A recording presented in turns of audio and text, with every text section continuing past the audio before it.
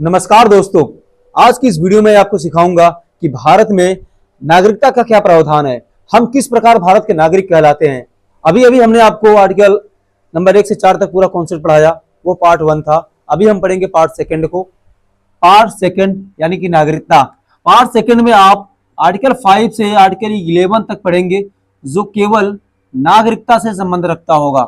Article number 5 से लेकर article number 11 तक यहाँ नागरिकता से जुड़े सारे कॉन्सेप्ट को आप क्लियर करने वाले हो कि भारत में नागरिकता किस आधार पर लोगों को दिया गया था और किस आधार पर हमें नागरिकता मिली, ये भी आप समझोगे। आर्टिकल नंबर 5 किस आधार पर नागरिकता देता है, जरा समझिए। संविधान लागू होने के समय नागरिकता का क्या प्रावधान था। संविधान कब, संविधान लागू होने के समय, ध्यान दीजिएगा। संविधान लागू कब हुआ था? संविधान लागू हुआ था 26 जनवरी को। 26 जनवरी 1950 में 1950 को भारत में संविधान लागू कर दिया गया था। लेकिन उससे पहले थोड़ा सा आप थोड़ी सी कुछ बातें समझिए। भारत आजाद हुआ 1947 को। तभी पाकिस्तान ने एक अलग कंट्री की मांग कर ली कि हमें एक नया देश बनाना है जहां केवल मुसलमान रहेंगे। अभी तो देश आजादी हुआ, अभी भारत का संविधान भी नहीं बना, तब तक इन लोगों ने क्या किया, अलग कंट्री की मांग कर ली और विभाजन भी हो गया देश का। इन्हें एक प्रॉपर भूमि दे दिया गया जहां ये लोग आराम से अपनी कंट्री बना सकते थे, अपना संविधान बना सकते थे। लेकिन हुआ यूं, 1950 में जब भारत का संविधान बना तब मुद्दा यह था कि भारत का नागरिक किसे माना जाए, किस आधार पर लोगों को नागरिक माना जाए, किस प्रकार लोगों को भारतीय माना जाए। क्योंकि उस टाइम देश में मुसलमान भी रहते थे, हिंदू भी रहते थे, बहुत सारे धर्मों के लोग रहते थे और कुछ विदेशी लोग भी रहते थे। उस टाइम अंग्रेज भी रहते थे। तो क्या हम सबको भारतीय मान लें, सबको भारत की नागरिकता दे दिया जाए? नहीं। इसके लिए संविधान में कुछ प्रावधान बनाया गया कि हम कैसे कैसे किसको किसको नागरिक मानेंगे अपना। वो क्या नियम थे, जरा आपको जानना चाहिए। वो नियम ये थे, आर्टिकल नंबर 5 में लिखा गया था, नागरिकता देने का जो सिंपल सा फंडा बना वो जन्म के आधार पर बना था। जन्म से, निवास से, वंश से और प्रवास से। इसमें कहा गया कि जो जो इन नियमों को फॉलो कर लेगा उसे हम भारत का नागरिक मान लेंगे। सबसे पहला समझते हैं कि जन्म के आधार पर कैसे नागरिकता को दिया गया। पहला, जन्म के आधार पर कैसे दिया गया। जन्म के आधार पर इसमें यह कहा गया कि 26 जनवरी 1950 के पहले और उस टाइम जिन लोगों का जन्म भारत में हुआ था वे भारत के नागरिक होंगे। कब की बात है ये? 26 जनवरी 1950 के पहले और उस टाइम जिन लोगों का जन्म भारत में हो गया था वे भारत के नागरिक होंगे। लेकिन इसमें एक मुद्दा ये फंस रहा था कि 26 जनवरी 1950 के पहले या उसी समय अगर कोई व्यक्ति विदेश से इंडिया आया है और मानते किसी संतान का उसका जन्म हो गया, तो क्या वो बच्चा भी भारत का नागरिक बन जाएगा? ये तो नहीं होना चाहिए। अब विदेश से इंडिया आए हो, यहाँ अपने बच्चे पैदा कर दिया, तो उससे हम भारत की नागरिकता नहीं ना दे सकते।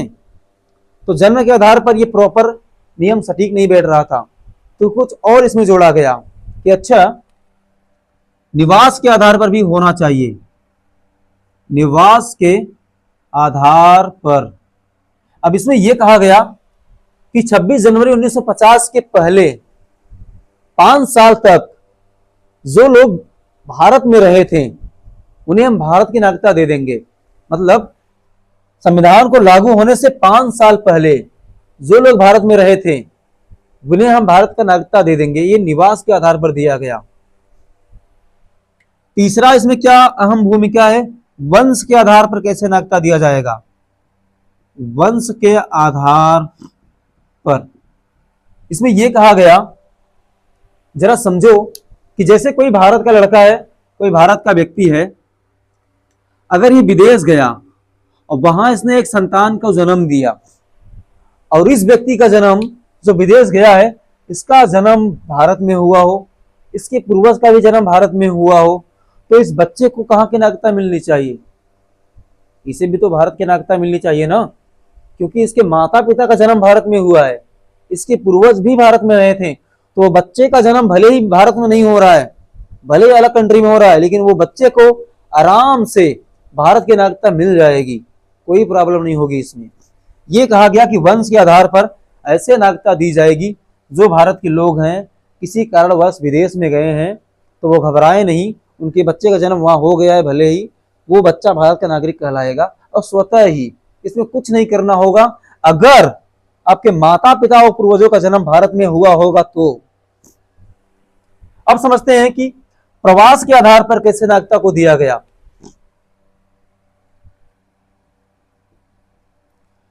प्रवास के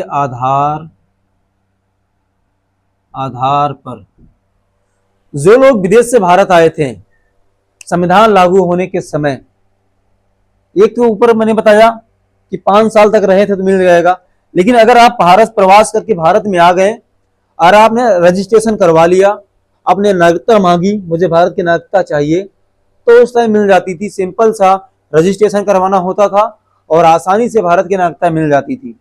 ये थी आर्टिकल नंबर 5 के कुछ नियम जिससे लोगों को नागरिकता दिया गया।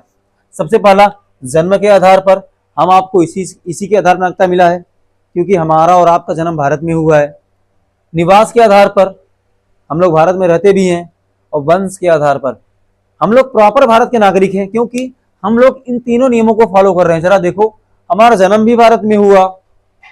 निवास के आधार पर, हम, हमारे पूर्वज, हमारे माता पिता सभी कहाँ रहे हैं? भारत में ही रहे हैं। वंश के आधार पर, हमारे वंशज भी भारत में ही रहे हैं, तो इसलिए हम लोग इन तीनों नियमों को फॉलो करते हैं, इसलिए हम लोग प्रॉपर भारत के नागरिक हैं। यही कह रहा है कि हम लोग हिंदू कहलाते हैं, प्रॉपर हिंदू, क्योंकि हम एक नहीं 3-4 नियमों को फॉलो कर रहे हैं, इसलिए हम लोग हिंदू कहलाते हैं, प्रॉपर हिंदुस्तानी हैं। तो ये थी आर्टिकल नंबर 5। अब जरा यहां से देखते हैं आर्टिकल नंबर 5 से क्या क्या सवाल पूछे जाते हैं एग्जाम में। आर्टिकल से संबंधित जो इंपॉर्टेंट प्रश्न है जरा आप देखिए। क्वेश्चन नंबर फर्स्ट, अनुच्छेद 5। क्वेश्चन नंबर फर्स्ट में क्या लिखा है? अनुच्छेद 5 नागरिकता का निर्धारण किस आधार पर करता है? आर्टिकल नंबर 5 नागरिकता का निर्धारण किस आधार पर करता है? तो अनुच्छेद नंबर 5 नागरिकता का निर्धारण जन्म, निवास, वंश और प्रवास के आधार पर करता है। ये मैंने अभी अभी आपको पढ़ाया कि किस आधार पर करता है?